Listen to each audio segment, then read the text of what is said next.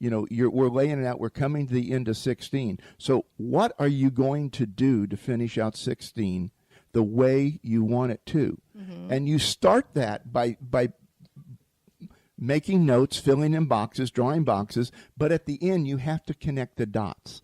The strategy is the portion of it in how you connect the dots. What area do we need to focus on right now today? And then once that task is handled, what is the next task and all the many tasks that we have to do that's going to move us to be able to finish 16? I have a question, and I want to also invite any of our listeners on the radio or online here or our app, the TNR app, or here with us on Facebook Live. If you have any questions, please do type them in the message there underneath our on this post. But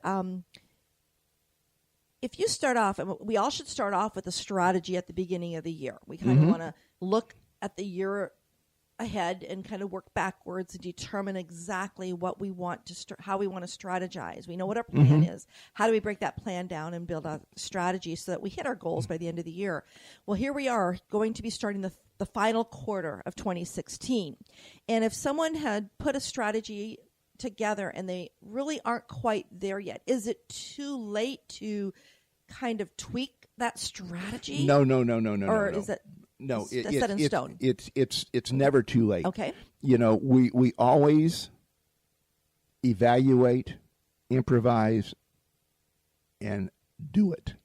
Mm-hmm. So that's our strategy. We look at our numbers every month. If we're not there, what do we have to do? That's the improvisation of that's a mouthful. Making it happen. Mm-hmm. And then what strategy do we have to do?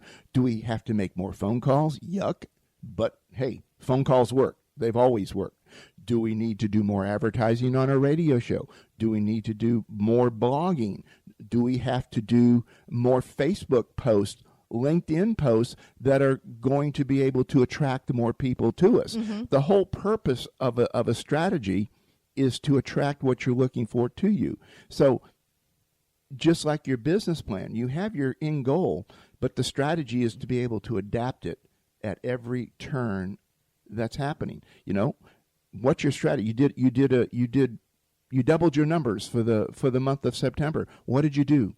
What strategy did you intentionally or unintentionally employ to get that done? So you evaluate it. Now that becomes your business plan, and then the implementation of that for October, so that you can do it again. It's just not a spike and it falls down. We want to drive it forward. Now, is there a process when you're mapping out your strategy? What do you use? Yeah, I start from the top down. I start with the end in mind. Okay. So what I do is where do I want to finish? Week, month, year, whatever it is that we're looking for. Mm-hmm. Okay, so let's say we want to have $250,000 worth of business. So we look at that. What do I have to do to get $250,000 worth of business? Okay, I'm going to go through each of the categories that we work with in our business. Okay, your social training, me building business strategies, building some websites and those things. Mm-hmm. How much of that $250,000, $250,000, am I going to break down and allocate to each portion of our business? Mm-hmm. Where's the revenue? Where are we going to put the focus on to do what we do? So we look at it from that perspective. Now, we break it down from there. How many phone calls? How many networking events? How many charitable organizations do we support? Do we show up at? How many radio shows do we do? What I'm hearing is that everything is based on that. It's almost like a mind map. It is totally a mind map. Very good way to put it. Because it's always you always reach a decision point. For those of you that know what Infusionsoft is, every time you do something, you hit a decision point. From that decision point, you have other opportunities that are available to you. So your strategy has to say, if I hit this decision point, and I made my goal, what option do I have to choose next? And your strategy is looking backward. What have you been doing that got you to that point? Mm-hmm. Is it networking? Is it advertising? Is it going to community events? Where are you doing? Are you running Facebook ads? Are you running LinkedIn ads? Exactly what is it that you're doing? Because that's what has to take you and motivate you and drive you forward. Then you get to the management side of the equation, and you have to manage all these moving variables and obstacles that are out there, because when we're dealing with people, and businesses don't buy products from you, people buy products from you. They may represent a business, but people buy. That's true. Businesses may cut the check, but people buy. It's all about the people. Yes. On that. So you have to look at that type of a thing. So when we're looking at this, where exactly do we spend our resources? Mm-hmm. When is the right time to hire? Or the other side of it is, unfortunately, too many of us have had to look at this year. What do we have to do to lay off so the company survives? Not a pretty decision, but it is a business strategy that has to work, and you have to work with it. So, you have to pronounce your intentions and then really focus on what you need to do. The business plan, to me, is easier to build out because there are more concrete points. But the strategies are the variables that you use to go from point A to point B. That's the implementation of the action points. Yeah, the implementation, the follow-up, the working with the people. Well, should your strategy be when you're building out your business plan? Should you have a strategy built into that, or do you want to first build out, again, where do you start? Do you build out the business plan, then a marketing plan, then a strategy then your strategy action plan? Okay. I start with business plan. That's my goals. Then I figure out how do I accomplish that? Okay. So if I want to increase my revenue by 10 or 15%, what do I have to do that? If I want to increase my profits by 10 or 15%, what do I have to do that? Mm-hmm. So you look at these things, but to increase revenue, it's not just a fixed position. Gotcha. It's variable every day. Most of us have to get emails or phone calls in order to get business.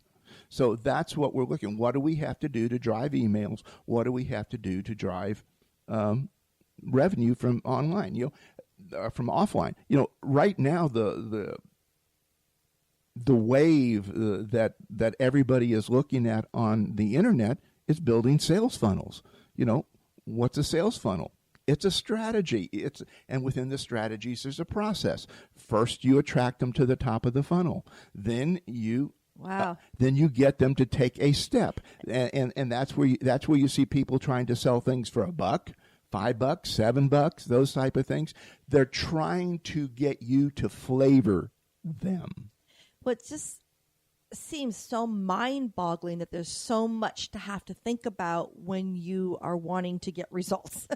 and I know we were doing a presentation yesterday at the Scores Space Coast Biz Fest, and we were doing the social media presentation, and I know there's a lot of questions about the different aspects of social media, and we talked more about the why, the what, and then the how to manage it. And even when you put all of those pieces together, you still have to have some sort of strategy. Yeah. And now, go ahead. if I could, we look at things. We need brochures and flyers and those type of things.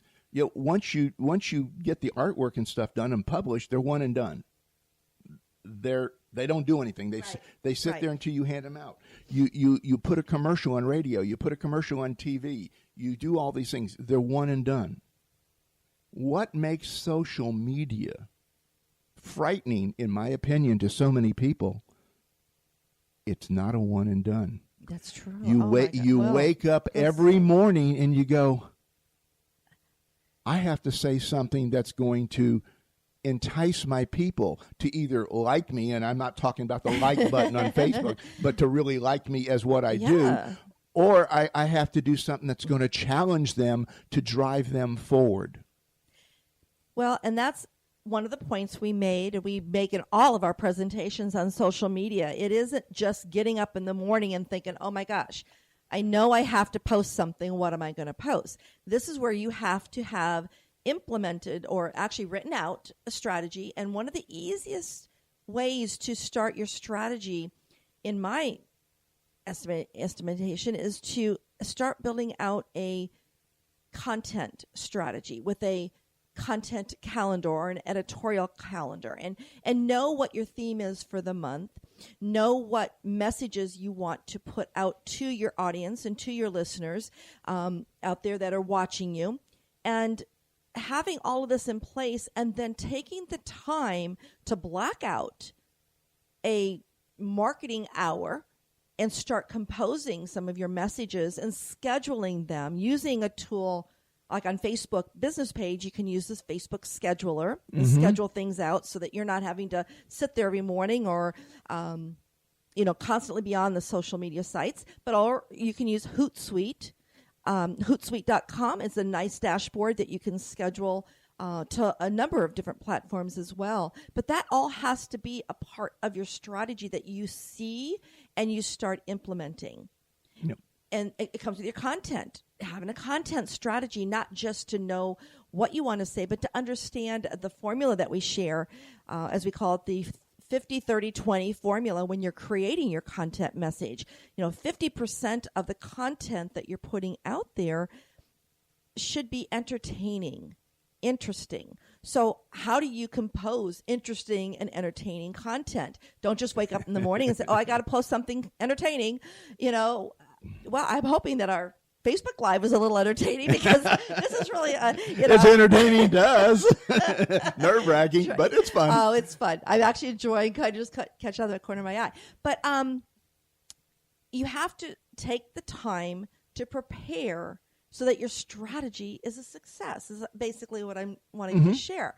And then, that's the 50% of the content. Again, something entertaining, interesting, that's going to be valuable to those you want to attract to you, or that will resonate with them, and that they will definitely want to share, because entertaining information, especially videos or different pictures, memes, images, those get the most shares out on social media. So you definitely want to think through who your ideal client is and what they enjoy, and what will definitely attract. So that's that 50% of the content. When you start looking at your ideal client, and we'll pick an individual and then we'll do a business. What are the variables with the individual?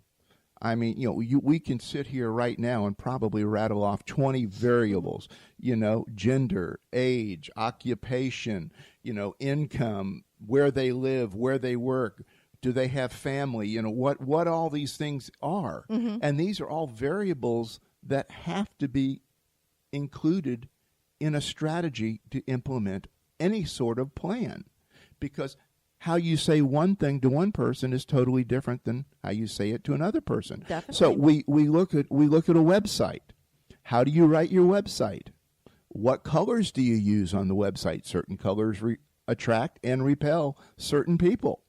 So you have to put all of this together when you're looking at it, and it takes time, it takes effort, and it takes a lot of trial and error at the same time. So when we look at it from that standpoint, that's where I use this statement, say, go dirty. Go try it. Make some mistakes. We learn more from our mistakes than our successes. That's what I found with me personally and all the people I've coached over the years. That's pretty well about 99% of them.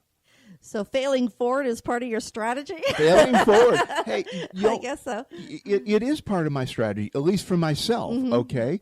Try it. If it doesn't work, do something else until you get to your goal. Businesses do it. How many commercials do we see on TV? And we're coming into season quick. The holidays. The silly season to me is the last 3 months of the year when we get into all the holiday marketing, all the commercials, everything that they're bombarding us with these messages. There's a point and a process to it. But look at the commercials on TV. Look at what's happening. How many of them do you see that run for a month and you don't see them next month? What does that tell you? Because you're going to see some. They didn't attract the way they thought they were going to attract. But this holiday buying season for retail is a major portion of their income in this. You know, it's a whole